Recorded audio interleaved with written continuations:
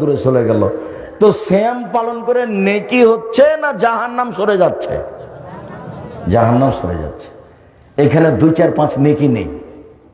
ফেরেশতাকে বলবেন না 10 নেকি লিখো, ওটা বাড়াও বাড়াও বাড়াও, 700 1000 করো, একবার বিশাল পালা করে দাও। এটা আল্লাহ বলবেন না ফেরেশতাকে, এর নাম সিয়াম। চলেন দেখি অবাক ইবাদত পৃথিবীতে সিয়াম। আবু হুরায়রা রাদিয়াল্লাহু তাআলা আনহু বলেন, আল্লাহ রাসূল বলেছেন, সিয়ামু জুন্নাহ ওয়া হিসরুন হাসরুন মিনান নার। সিয়াম হচ্ছে জাহান্নাম থেকে বাঁচার ঢাল, সিয়াম হচ্ছে জাহান্নাম থেকে বাঁচার দুর্গ দুর্গ দুর্গ। তো সিয়াম পালন করে নেকি হচ্ছে না জাহান্নাম থেকে বাঁচার ঢাল হচ্ছে? জাহান্নাম থেকে বাঁচা। নেকির আলোচনা হবে না, একটাও দেখতে পাবেন না। দেখেন আমি কয়েকটা হাদিস পেশ করি, কোন জায়গাতে আপনি নেকির কথা দেখতে পাবেন না। উমামা বাহিলি রাদিয়াল্লাহু তাআলা আনহু বলেন, আমি একদা আল্লাহর নবীকে বললাম, মুরনি বিআমালিন, আল্লাহর নবী আমাকে একটা আমলের কথা বলেন তো আল্লাহর নবী, যাতে আমি জান্নাতে চলে যাব। তখন আল্লাহ রাসূল বলছেন, উমামা আলাইকা বিসসাম ফাইন্নাহু লা ইদলা লাহু। উমামা তুমি সিয়াম পালন করো, ইবাদতের জগতে সিয়ামের সমপর্যায়ের কোন ইবাদত নেই।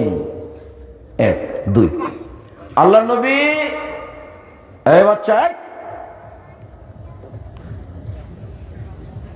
পাশ থেকে যেন কোনো ছেলে বা কোনো মানুষ না উঠে। ছেলেরা তো বুঝতে পারবে না, এমনি ধাঁধায় বসেছিল, চিল্লা চিল্লি হচ্ছিল, কণ্ঠস্বরে বক্তব্য হচ্ছিল, তো এমনি চেয়েছিল। এ তো মানে খুলনাতে গেছে অনেকদিন আগে বক্তব্য দিতে, তো কিছু মহিলা বলছে যে কই বক্তব্য শুনতে এসেছিলাম, তো বক্তব্য তো দিল না, খালি কথা বলছে। তো আসলে তো বক্তব্য শুনতে আসেনি, কণ্ঠস্বর মানে বক্তৃতা। তো কণ্ঠস্বর 1 ঘন্টাতে বোঝা গেল যে কণ্ঠস্বর হইল না, তখন বুঝলো যে বক্তব্য এটা নয়, এটা কোনো কথা। তো যে চলো যাই, বক্তব্য তো হলো না, তাহলে চলো আজকে যাই। এরকম তো ছেলে তো মনে করছিল যে এভাবে চেয়ে থাকবে। আব্দুল্লাহ বিন ফজল রাহিমাহুল্লাহ 5 ঘন্টা 8 ঘন্টা বক্তব্য দিতেন, মানুষ এভাবে চেয়ে থাকতো কখন ফজর হয়ে গেছে। কথার গতিও ছিল খুব বেশি, যদিও মানুষ আমল করতে পারেনি। মানে আমল তো করতে হলে কথা ধরে রাখতে হবে, আর কথা দিয়ে যখন শরীরটা কেটে যাবে তখন ওই কথা মনে থাকবে। আর যদি কথা খালি মিঠাই লাগে তাহলে কথা মনে থাকবে না। এমন ভাবে কথা হতে হবে। আর আল্লাহ রাসূলের সুন্নাত হলো, যখন তিনি বক্তব্য দিতেন তখন কণ্ঠস্বর খুব উঁচু হয়ে যেত, চোখ লাল হয়ে যেত, ক্রোধ বেশি হয়ে যেত, মনে হচ্ছে সৈন্যদলকে ধমক দেখাচ্ছেন, এই করতে হবে সে করতে হবে। এটা ছিল বক্তব্যের সুন্নাত। ওটা উল্টে গেছে। কুমিল্লা, নোয়াখালী, বরিশালের দিকে যাকে উপস্থাপনা করে বক্তব্য দেওয়ার জন্য, মানে এখন আব্দুর রাজ্জাক বিন ইউসুফ আপনাদের সামনে বক্তব্য দিবে, তো তার ব্যাপারেও সভাপতি সাহেব বলেন এভাবে, এখন আপনাদের সামনে অমুক বক্তব্য দিবে। অবাক হতে হয়, সবই উল্টে গেছে, বক্তব্য তো গেছে গেছেই। খুব অবাক লাগে আমাকে, লেখকও তেমন বক্তাও তেমন। বক্তা বলছে, 6 মাসের রাস্তা মর্দ 6 দিনে গেল, ঘোড়ায় চড়িয়া মর্দ হাঁটিয়া চলিল। বক্তা বলছে, ফাতেমা কান্দিয়া কয়, আজ বুঝি হুসাইন কারবালাতে শহীদ হয়।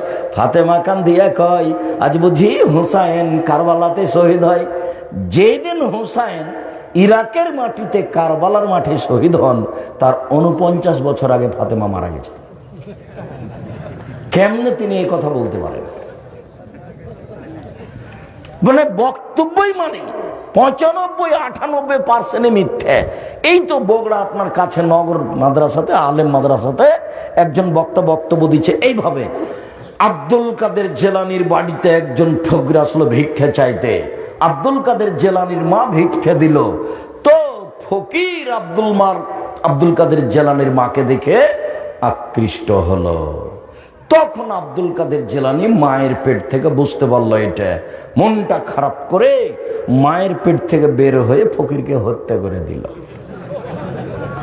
তো ওখানে তার এমন কেউ নেই যদি লাভ দেখে ওঠা বলতো, জনাব আব্দুল কাদের জেলানি তো না হয় বাঘের আকৃতিতে বের হলেন, এখনো তো তার প্রসবের সময় হয়নি, এখন মায়ের পেটে আবার গেলেন কিভাবে? এইটা যদি কেউ বলতো তাহলে হতো। তো এটা তো বক্তব্য দিচ্ছে, কে কার কথা শুনে? আপনি অবাক হবেন, ধর্ম এভাবে বিক্রি হচ্ছে। পৃথিবীর মানুষ শুনে রেখো, আমি জাতির সামনে তিনটা আশঙ্কা করে গেলাম। এক, আলেম ওলামা ধর্ম বেচা খাবে, ধর্ম বিকৃত ধর্ম তারা মানুষের সামনে পেশ করবে। আবার বললেন পৃথিবীর মানুষ শুনে রেখো, জাহান্নাম উদ্বোধন করব তিন শ্রেণীর মানুষ দিয়ে, তার এক নম্বরে থাকবে হুজুর। এ কথা আমি বলিনি, হাদিস বুখারী মুসলিম। বিবেচনার কারো সুযোগ নেই।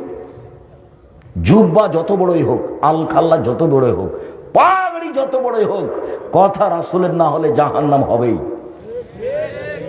তাহাজ্জুদ দিয়ে ঠেকাতে পারবে না, হজ দিয়ে ঠেকাতে পারবে না, বড় হুজুর তার দাপট দিয়ে ঠেকাতে পারবে না। পিছন দিকে হাত বাঁধা থাকবে হুজুরের, পিছন দিকে হাত বাঁধা থাকবে ফেরাউনের, পিছন দিকে হাত বাঁধা থাকবে মহারানী এলিজাবেথের, পিছন দিকে হাত বাঁধা থাকবে ইন্দিরা গান্ধীর। কেউ খুলতে পারবে না। এর নাম কিয়ামত, এর নাম আল্লাহর ক্ষমতা। আইনাল জব্বার আইনাল মুতাকাব্বির, আনা মালিকুল আমলাক। স্বৈরাচারী স্বেচ্ছাচারী দাম্ভিক নেতারা কোথায়? আমি হচ্ছি রাজাধিরাজ। বিচারের মাঠে দেখাবেন তার দাপট, এখন তো এমনি রেখে দিয়েছে। প্রতাপশালী যে তিনি, এটা বিচারের মাঠে মানুষকে দেখাবেন। বিচারের মাঠ কাকে বলে সেই দিন মানুষ বুঝতে পারবে ক্ষমতা কি জিনিস। এরপরেও মাঝে মধ্যে আল্লাহ মানুষকে শিক্ষা দেন।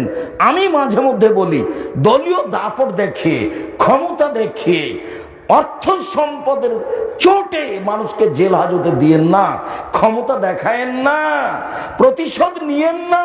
একবারে স্বাভাবিক মাটির মানুষে থাকেন। কেন? দাপট টিকবে না, দাপট হারিয়ে যায়। ১৫০০ বছর পরে হলো ফেরাউনের দাপট হারিয়ে গেছে, পানিতে ডুবে গেছে।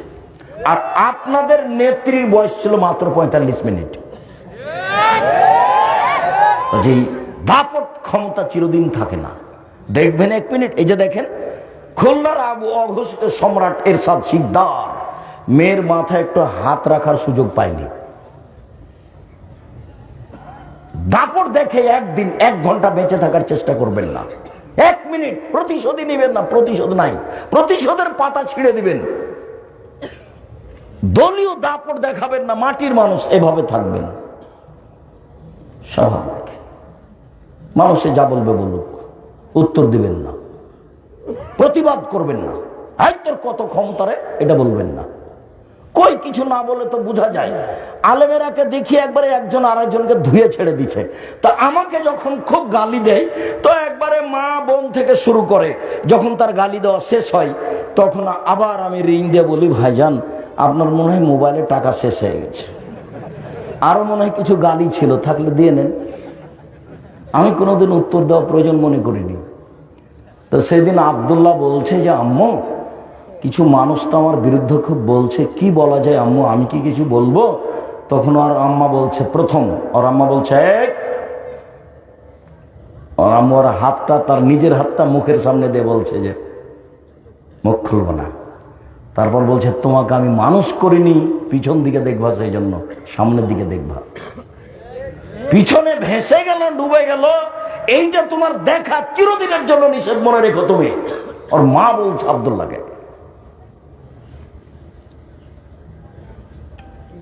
সম্মানিত দিনী ভাই বোন, পিছনে দেখতে হবে না, মানুষের পিছনে পড়তে হবে না। মানুষ আমাকে ধুয়ে ছেড়ে দেখতে আসে জানে। জীবনে কোনদিন মানুষের বিরুদ্ধে মামলা করবেন না, শুধু খালি ছাড়, জান্নাত পড়ে আছে আপনার জন্য। ১, সচ্ছল অসচ্ছল অবস্থায় দান করবেন। ২, মাফ মাফ আল্লাহ ফিরানিন নাস, যা করেছে করেছে, ঠিক আছে করেছে। বউকে গালি দিবেন না, বউকে চট করে তালাক দিতে যাবেন না, এটা শয়তান করাই। আপনি একটুতে যদি বউয়ের উপরে খেপে যান, আর বউ মহিলা মানুষের একটু বুদ্ধি থাকা দরকার। জীবনে কোনোদিন স্বামীর কাছে অভিমান করবেন না। স্বামীর কাছে অভিমান কি জিনিস? একদিনও তুমি আমাকে ঢাকা শহর দেখতে নিয়ে গেলে না, এর নাম অভিমান। তুমি একটা আমার জন্য ভালো কাপড় কিনলে না, এর নাম অভিমান। তো 4-5টা যখন অভিমান পেশ করেছে, একটা যখন পূর্ণ করেনি, তখন শয়তান ওকে বলছে ওর বউকে যে তোর স্বামী একটাও দেয় না, তোর স্বামী একটাও দেয় না, তুই এখন বল যে তোর সাথে আমি থাকবো না। তখন ওর স্বামী বলছে থাকবি না, যা। তখন বলছে তুমি তালাক দিয়ে দাও, তালাক দিয়ে দাও, তোমার সাথে থাকবো না, তোমার সাথে থাকবো না। তখন ওর স্বামী বলছে যা না, তুই তোকে 100 তালাক দিলাম, 1000 তালাক দিলাম, তুই যা, এখনই যা। যেমন 1000-100 তালাক দিয়েছে, তেমনি শয়তান চলে গেছে। তখন বলছে যে ইন্না লিল্লাহি ওয়া ইন্না ইলাইহি রাজিউন, আমার যে ছেলে 3জন, ছেলে মেয়ে 3জন, যে এখন বুদ্ধি ইন্না লিল্লাহ, কি করা যায়? শয়তান কিন্তু এখন নেই।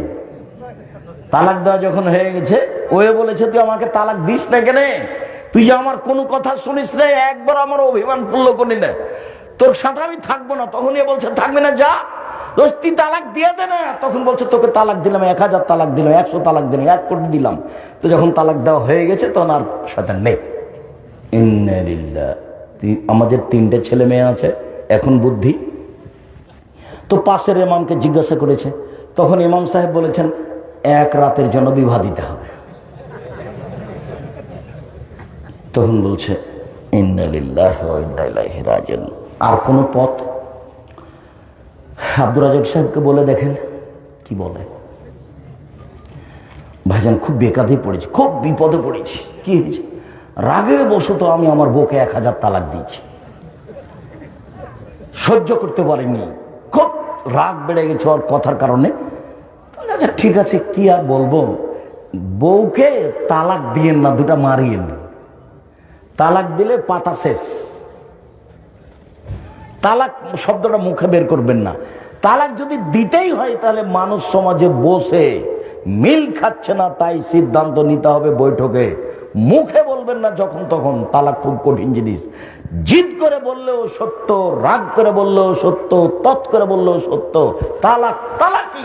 হায়েজ অবস্থায় বললেও তালাক, ভালো অবস্থায় বললেও তালাক, তৎ করে বললেও তালাক, মজাক করে বললেও তালাক। তালাক চূড়ান্ত। অতএব তালাক শব্দই ব্যবহার করতে পারবে না। মন খারাপ হয়ে যে 2 লাঠি মারো বউকে, তালাক ব্যবহার করা হবে না। খুব সাবধান থাকতে হবে। শয়তান খালি এটাই করে, শয়তান খালি এটাই করে, শয়তান খালি এটাই করে, তার কাজই এটা। সময় ধরে দিনই বোনকে বলতে চায় এভাবে, এভাবে থাকবেন। উপস্থিত বৈঠকের মুসলিম বোন, কথা বলছো কেন, মুখ বন্ধ করো। একজন মহিলা আর একজন মহিলার গায়ের উপর দিয়ে চলে গেলে মুখ খুলবেন না, মুখখান বন্ধ রাখেন। এইভাবে স্বামীর সংসারে থাকবেন। আপনি যেভাবে রাখবেন সেভাবেই আমি খুশি। আমি সিরাজগঞ্জের গ্রামের মেয়ে, লবণ ভাতেই খুশি। আপনার যদি মোটা কাপড় চলে, মোটা কাপড়েই আমি খুশি। আপনার যদি চিকন কাপড় চলে, আমি চিকন কাপড়েই খুশি। আপনি যাতে খুশি, আমিও তাতে খুশি। আমি আপনার পায়ের নিচে জীবনকে মিশিয়ে দিতে চাই। আপনার সন্তুষ্টিতে আমি জান্নাত কিনতে চাই, আমি অন্য কিছু চাই না। তখন শয়তান নিচু হয়ে চলে যাবে, যে হলো না রে।